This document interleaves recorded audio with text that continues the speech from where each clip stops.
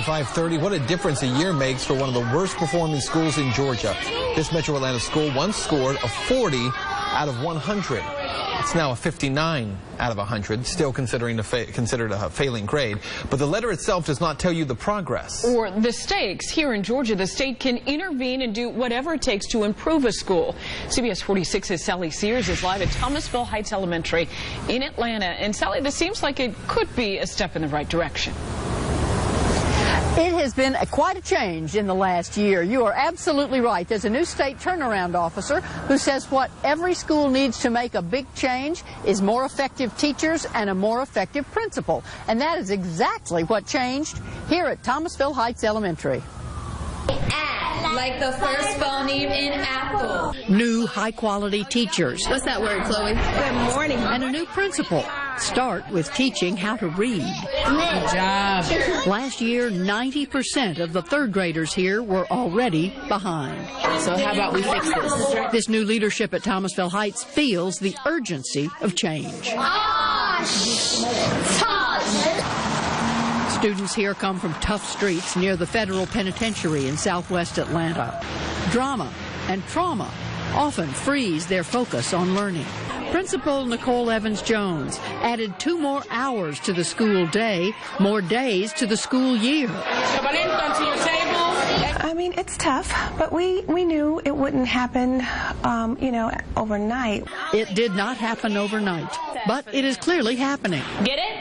Got it. Good. The state's overall score for Thomasville Heights went up by 50% from the year before. Yes. Yes, very happy. But not enough to get Thomasville Heights up from the bottom 5% of all the schools in Georgia.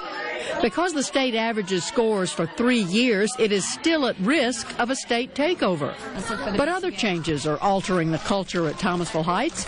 The state scores come out when the year is over. They're after the fact or lagging indicators. This new state turnaround chief is looking for leading indicators like attendance and teacher retention and parental engagement. All 3 of these are up at Thomasville Heights, most of all parental engagement. Sherilyn Cullens was a Thomasville grad, her mom too, and now her daughter Miracle is suddenly thriving. I didn't know this school was a failing school.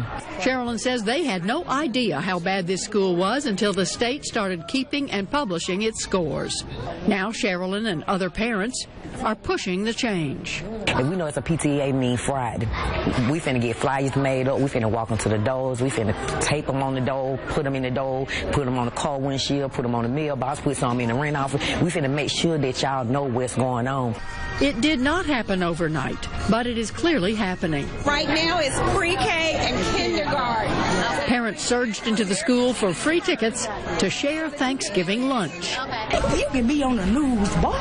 Giving thanks for an improving school. Changing a school culture is hard, but so is learning how to read. We will take you through what some of these children are doing letter by letter when they learn how to read under an old system that many of us learned how to read from. And I'm going to show you a simple trick teachers are using to get parents to help their children get on board. Live at Thomasville Heights, I'm Sally Sears, CBS 46 News. Sally, thank you for that. CBS 46 goes in-depth on how many schools make the grade. Georgia's Education Department grades each of the state's nearly 2,300 schools. Most got a C, nearly 1 in 3 schools statewide. Only 1 in 10 schools got the top grade of an A or the worst grade of an F. Turning around failing schools comes with a price, $235,000 to be exact. That's what Georgia's chief turnaround officer earns every year. Eric Thomas began his job last week, and he makes nearly double what the state school superintendent makes.